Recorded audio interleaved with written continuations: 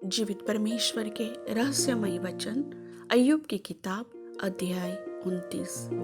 अय्यूब ने और भी अपनी गूढ़ बात उठाई और कहा, भला होता कि मेरी दशा बीते हुए महीनों की सी होती, जिन दिनों में परमेश्वर मेरी रक्षा करता था, जब उसके दीपक का प्रकाश मेरे सिर पर रहता था और उससे उजियाला पाकर मैं अंधेरे से होकर चलता था।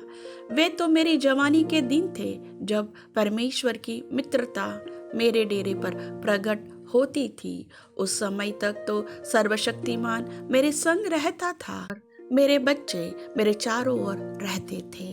तब मैं अपने पैरों को मलाई से धोता था और मेरे पास की चट्टानों से तेल की धाराएं बहा करती थी। जब जब मैं नगर के फाटक की ओर चलकर खुले स्थान में अपने बैठने का स्थान तैयार करता था, तब तब जवान मुझे देखकर छिप जाते और पुरनिये उठकर खड़े हो जाते थे। हाकिम लोग भी बोलने से रुक जाते और हाथ से मुंह मूंदे रहते थे।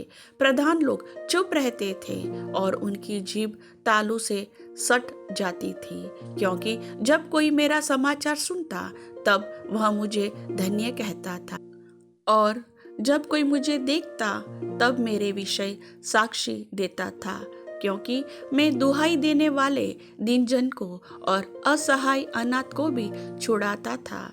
जो नाश होने पर था मुझे आशीर्वाद देता था, और मेरे कारण विधवा आनंद के मारे गाती थी। मैं धर्म को पहने रहा और वह मुझे ढाके रहा। मेरा न्याय का काम मेरे लिए बागे और सुंदर पगड़ी का काम देता था। मैं अंधों के लिए आंखें और लंगड़ों के लिए पांव ठहरता था।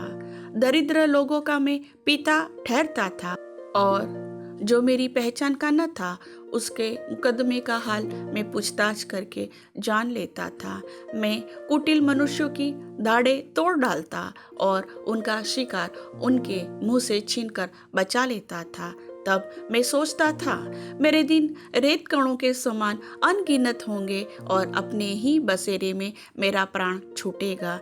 मेरी जड़ जल की ओर फैली और मेरी डाली पर ओस रात भर पड़ी रहेगी।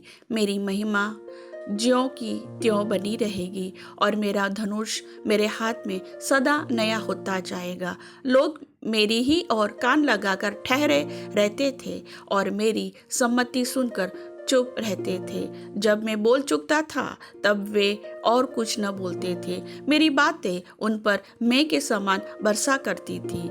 जैसे लोग बरसात की वैसे ही मेरी भी बाट देखते थे, और जैसे बरसात के अंत की वर्षा के लिए वैसे ही वे मुंह पसारे रहते थे। जब उनको कुछ आशा न रहती थी तब मैं हंसकर उनको प्रसन्न करता था, और कोई मेरे मुंह को बिगाड़ न सकता था।